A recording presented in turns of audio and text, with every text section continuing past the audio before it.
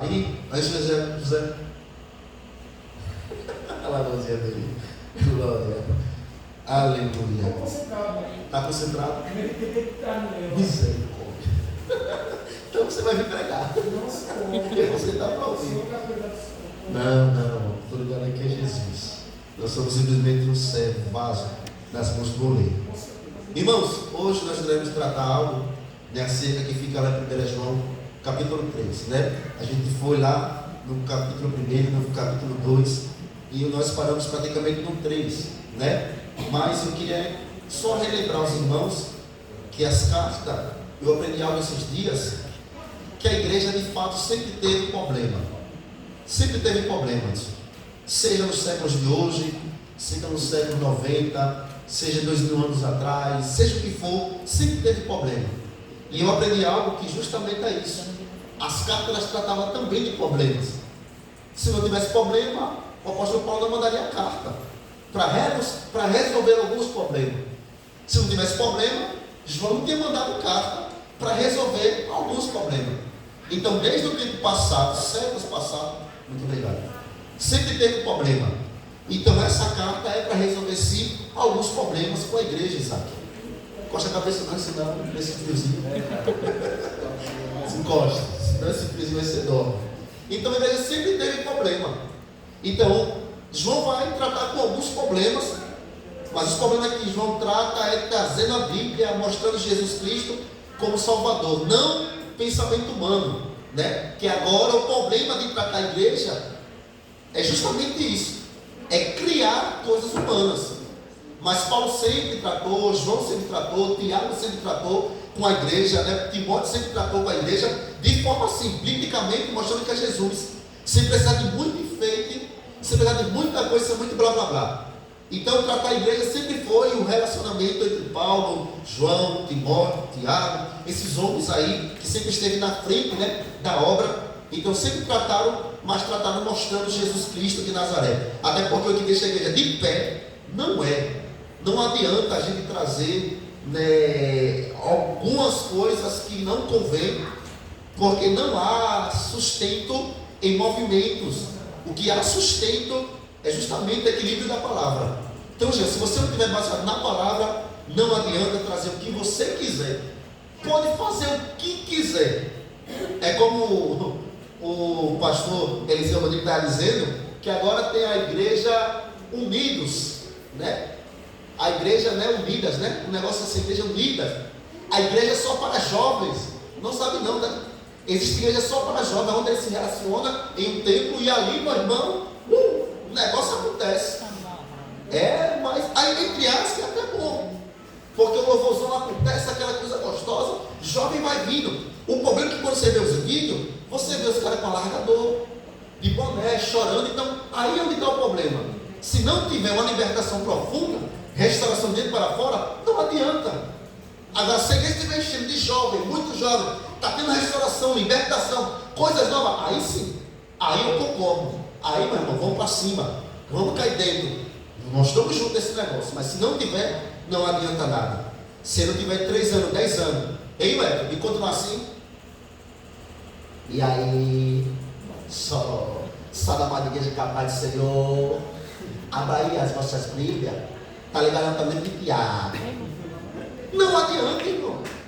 Mas o que adianta é o homem que muda o seu caráter, muda a sua forma de ser, seu personagem, ele muda totalmente, porque nova criatura quando Cristo Jesus, aleluia, você se torna.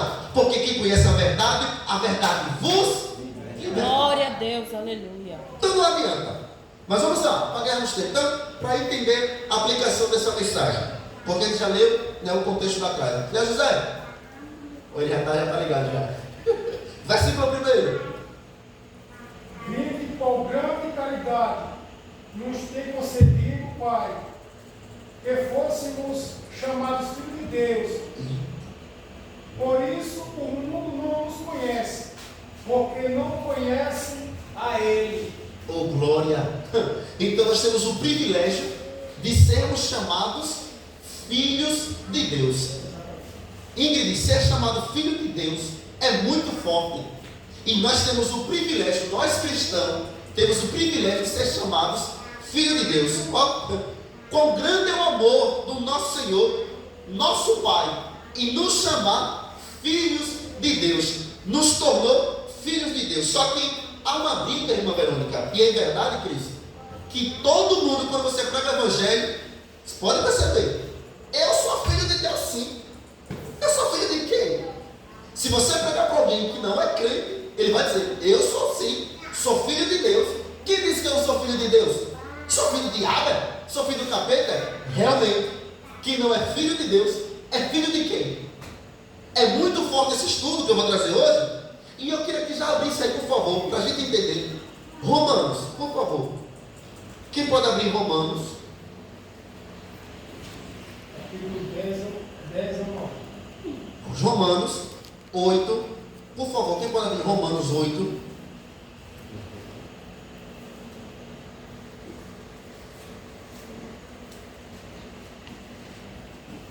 Romanos 8, 13. Quem pode ler rapidamente?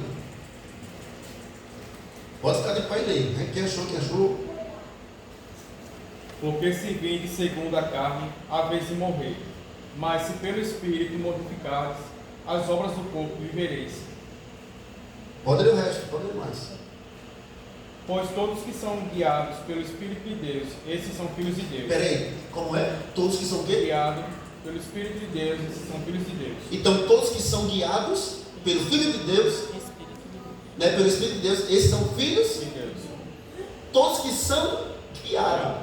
Então não é qualquer um. São todos que são guiados. Continue. Porque não recebeste o espírito de escravidão, para outra vez estarmos com temor, mas recebeste o espírito de adoração. Adoção. De quê? Espírito de adoção. Pronto, espírito de adoção. Nós não saímos do ventre da mãe de Deus, que até porque Deus não tem mulher. Nós não saímos do ventre da mulher. Nós não somos filhos do ventre da mulher, do mulher de Deus, não. Como é que eu sou filho? Por adoção. Somos filhos por adoção. Continue, Anderson. Pelo qual clamamos, Abba Pai. Estamos 17 agora, verso 17. E se filhos, também herdeiros, herdeiros de Deus e co-herdeiros de Cristo. Se é certo que com Ele padecemos, para que também com Ele sejamos glorificados. E nós somos o quê? Herdeiros da promessa de Deus e co-herdeiros De Cristo. de Cristo. Oh, glória! Então quer dizer que eu sou filho dele. Além de ser filho dele, eu se torno um herdeiro e co-herdeiro de quem? Jesus Cristo. Oh, glória! Então quer dizer que o que meu pai tem é meu, o que é meu é de meu pai. Oh, glória! O que é dele é meu, o que é meu é dele. Eu sou herdeiro. Além de se tornar filho, me torno herdeiro. Mas por favor, quem pode abrir Efésios? Vamos ganhar tempo. Efésios, capítulo 2. Quem pode abrir Efésios? Capítulo 2, versículo 3, 4 e 5, rapidamente.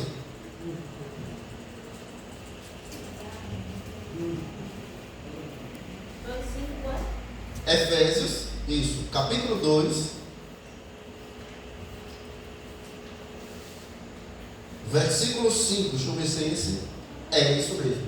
Estando nós ainda mortos em nossas ofensas, nos vivificou juntamente com Cristo. Pela graça sois salvos. Versículo 6. E nos ressuscitou juntamente com Ele, e nos fez assentar nos lugares celestiais em Cristo Jesus, Versículo 7. para mostrar nos séculos vindouros as abundantes riquezas da sua graça, pela sua Benignidade para conosco. conosco em Cristo Jesus. Porque pela graça sois salvos, por meio da fé. Isso não vem de vós, é dom de Deus. Ou seja, para mim ter vida, não é mérito meu, mas é graça, bondade de Jesus Cristo de Nazaré. Glória. A salvação, não pense, olha para cá, não pense que a salvação é por aquilo que você faz na igreja, por aquilo que você faz lá fora. Não, isso faz parte da sua entrada no céu, porque as obras, ela é assim, ela vai mostrar em ti aqui, que a fé sem obras, ela é morta. A fé precisa ter acompanhada das obras e as obras acompanhadas da fé. Mas não pense que para entrar no céu é porque eu dou uma cesta básica, é porque eu estou no culto todos os dias, é porque eu estou com a Bíblia debaixo do ombro. Não. Isso não é mérito do homem, isso é obrigação nossa em ajudar o próximo, em amar o próximo, em ajudar o próximo, em abençoar o próximo. Mas é pela fé. Se a fé estiver morta, meu filho, acabou. É por isso que Jesus disse: naquele grande dia, quando eu voltar, será que eu vou achar fé na terra? Vai ter? Será que vai ter? Porque a fé de muitos, o amor de muitos vai se esfriar. Mas isso não é mérito, isso é dom e misericórdia de Deus. Nós vamos para a Bíblia, porque tem muita coisa ainda para a gente falar. Quem pode ler o livro de Gálatas? Quem pode abrir o livro de Gálatas, capítulo 4? Vamos para a Bíblia. Efésios, né? Vai dizer no capítulo 2, eu gostei muito de Efésios. É muito forte. Tem gente que pensa que vai para o céu por aquilo que faz. Você vai receber galardão, claro. Gálatas, capítulo 4, versículo 4, 5 e 6. Por favor. Vindo, porém, a plenitude do tempo, Deus enviou seu Filho, nascido de mulher, nascido sob a lei, para resgatar os que estavam sobre a lei, a fim de que recebêssemos a adoção de filhos. E porque vós sois filhos, enviou Deus ao nosso coração o Espírito de seu Filho, que clama: Abba, Pai. E o versículo 6, você leu o versículo 6? Isso foi do 4 até o 6, né? Por favor, repita só o primeiro. Vindo, porém, a plenitude do tempo, Deus enviou seu Filho, nascido de mulher, nascido sob a lei. Versículo 5, agora repita só um pouco aí. Para resgatar os que estavam sob a lei, a fim de que recebêssemos a adoção de filhos. A adoção de filhos. Olha. Então perceba assim que aí é agora interessante, ó. Eu estava em casa lendo, aí Deus me fez lembrar um negócio. Quando você vai ler, quem lembra? João 3,16. Porque Deus amou o mundo da maneira que deu seu único. Ele deu o único que ele tinha. Mas agora ele tem vários filhos. Mas ele deu o único que ele tinha. Quando Jesus morre, que a gente se converte e aceita Jesus Cristo verdadeiramente, recebemos essa gratificação, essa misericórdia, a bondade de Deus, essa graça de Deus, e nos tornamos filhos por adoção.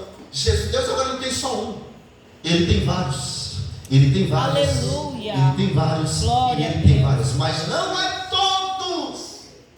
É aqueles que estão diante da sua presença e da sua palavra. Oh, glória. Porque o que tem de pessoas que até dizem ser crente, mas não são, já estão mortos há muito tempo. Mas quem está debaixo da graça, da palavra, aleluia, debaixo da presença, glória, Jesus Cristo veio, se fez pecador, se fez miserável, era rico, se fez pobre, era poderoso, se fez fraco, morreu na cruz do Calvário e lhe deu o privilégio de ser filho por adoção a Deus. É por isso que eu fico triste, angustiado, cabisbaixo, quando eu vejo uma igreja que não prioriza a palavra, que não prioriza o Jesus Cristo, que não prioriza o nosso Deus, que não prioriza o Espírito de Deus, que não prioriza, mas dá ênfase às coisas mundanas do mundo, rapaz. Pessoas que não fazem questão de estar na presença do Deus de Israel, que tudo coloca um porém, um porquê. Tudo coloca. Mas é interessante que Deus dá o seu único filho para morrer por nós, para nos tornar, ele dá quem ele era perto dele, porque o texto diz assim, lá em Gênesis, se não me engano, capítulo 3, façam é o 2, façamos o homem, façamos é plural, se façamos o homem, é que Deus não estava sozinho. Então, pela teologia, que a gente estuda e entender, é que Jesus estava com Cristo desde a fundação do mundo. Então, quando ele dá Jesus, Jesus não está sendo preparado, Jesus já estava pronto. Ele só vem em espírito, a barriga de Maria, para vir à terra, para que possamos também, a gente só acha que Jesus vem à terra para ser crucificado por causa da salvação, mas o texto diz que foi por intermédio dele que nós nos tornamos filhos, herdeiros, co-herdeiros de Jesus Cristo de Nazaré. Bata no peito nessa noite e diga: eu sou filho de adoção. Glória a Deus, Jesus. Eu não sou filho do capeta, não, rapaz. Eu sou filho de Deus vivo, que deu seu único filho. Glória a Deus. Mas tem um texto, irmãos. Tem um texto que eu não sei, eu escrevi, não sei, não é que dá, não sei. Mas eu escrevi um texto onde diz, eu não lembro. Fala aí, pastor, por favor. Eu não lembro, eu escrevi esse texto, irmãos, não sei o que foi que eu coloquei. Mas eu escrevi esse texto aqui, que diz bem claro, que quem não está na luz, está nas trevas. Ou seja, se eu não sou filho da luz, de fato eu sou filho das trevas. Eu anotei aqui, eu não sei o que foi que eu coloquei, mas eu anotei esse mistério, esse mando, como diz os mistérios, eu anotei. E diz que quem não é filho de Deus, é de fato filho do diabo. E esse texto, irmãos, é bem claro quando ele diz, é porque eu anotei, não sei de onde, mas diz bem claro que quem não é filho de Deus, de fato, Anderson, é filho do diabo. Então você tem essa autoridade de dizer, irmão, se não é filho de Deus, infelizmente, é filho do diabo. Mas vamos para a Bíblia, para ganharmos tempo. Quem pode ler o versículo 2? Quem pode ler, por favor? De 1 João mesmo, vamos voltar para lá.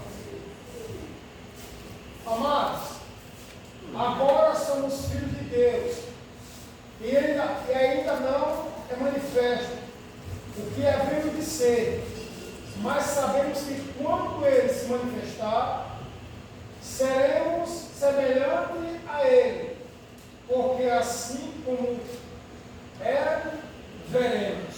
Porque assim como é, Veremos. esse texto é muito forte. Havemos ver. Amados, agora somos filhos de Deus, e ainda não é manifesto que havemos, ou seja, antes você é crente, a glória a Deus, sente presença, alegria, mas ainda não é aquilo que Deus já reservou para você ser. Olha que negócio tem. O texto está dizendo, ainda não é manifesto que havemos de ser, mas sabemos que quando Ele se manifestar, seremos semelhantes a Ele. Não é na aparência. Não pense que você vai aparecer com o rosto de Jesus, né, como diz a expressão, o cabelão de Jesus. Talvez que Jesus tenha barba por ele ser judeu, né? Eu não sei, eu nunca vi Jesus, mas pela característica, por ele ser judeu, por ele ter barba. Não é dessa forma, não. Nem pense que você, Isaac, vai parecer assim desse jeito, não. Mas lá em Gênesis já diz: façamos o homem a nossa imagem e semelhança. Quem acredita e crê que nós teremos autoridade e poder para julgar? Aleluia. Deus Jesus. Naquele grande dia que haverá o Apocalipse, que subimos e seremos arrebatados, nós recebemos autoridade para julgar, para mostrar, julgar, falar. A autoridade nós iremos receber. Mas irmãos, peraí, eu acho que eu achei aqui o versículo, peraí. Não, eu tenho que achar esse versículo. Meu Jesus, eu quero achar esse negócio. Poxa, meu Jesus.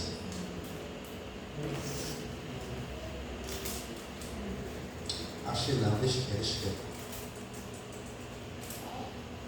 Achei não, mas vou procurar esse versículo.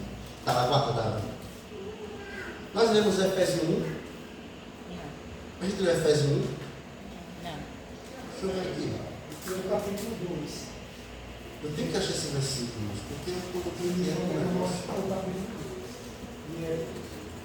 Deixa eu ver aqui Efésios 1. Hoje vai ser calma ali, irmãos, calma. Efésios 1. Deixa eu ver aqui. Vai ficar o versículo. Efésios 1, 4, 6. Deixa eu ver. Não. Aqui faz parte do nosso estudo, mas não é. Meu Deus, eu preciso lembrar desse mistério. Deixa quieto. Não vai achar, deixa quieto. Não, papo, não. Não, deixa quieto. Efésios 2, 3, a gente lembra? Lemos, não foi? Tem um texto que é muito forte, moço. Mas enfim, deixa pra lá, você não vai perder tempo. Hoje vai ser bem assim calminho. Mas sabemos que quando ele manifestar, seremos semelhantes a ele. Quem pode ler o versículo 3? 1 João capítulo 3, 3.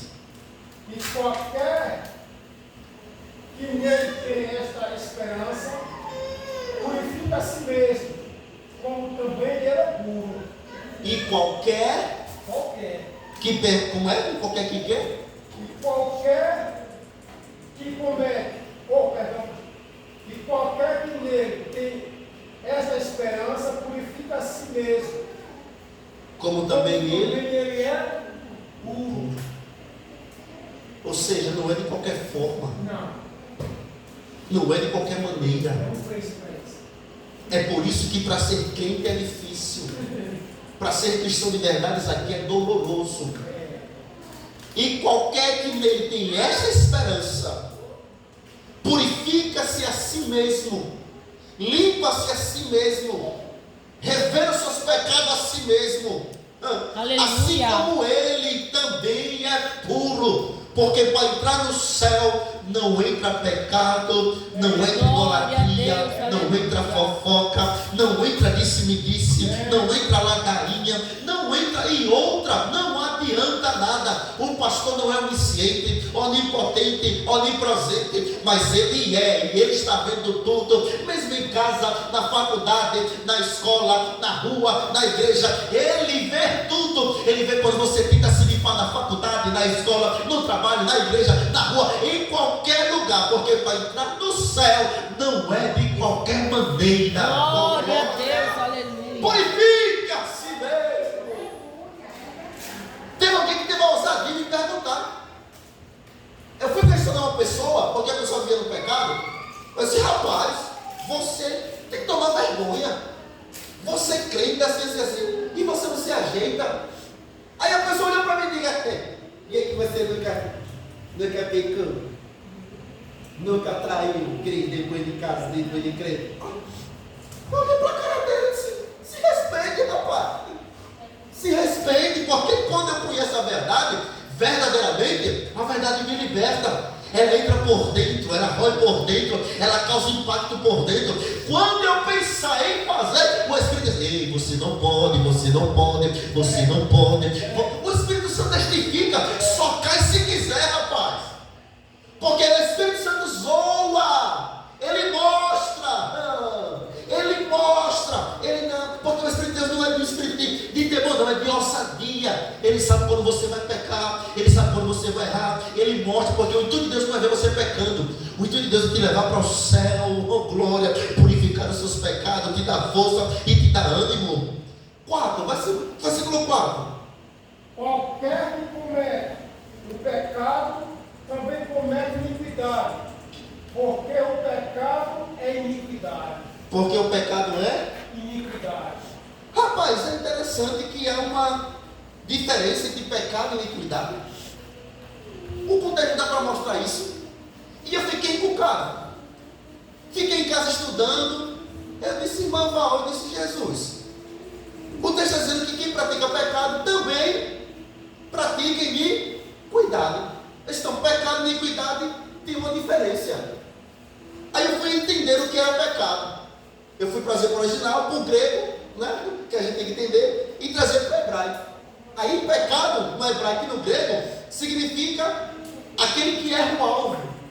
Olha, aquele que erra o alvo, ou algo que ele erra. Ou seja, ele está em algo e ele vai para o alvo ele erra o alvo, ele comete o alvo porque ele saiu do alvo certo e cometeu outro alvo que não poderia. Aí o grego está dizendo, aquele que comete um alvo, que erra o alvo, ou seja, aquele que sai do certo e comete o errado. Esse é o pecado. Aí disse, iniquidade. Aí, a iniquidade é quando uma pessoa acostuma com o pecado e não tem vergonha mais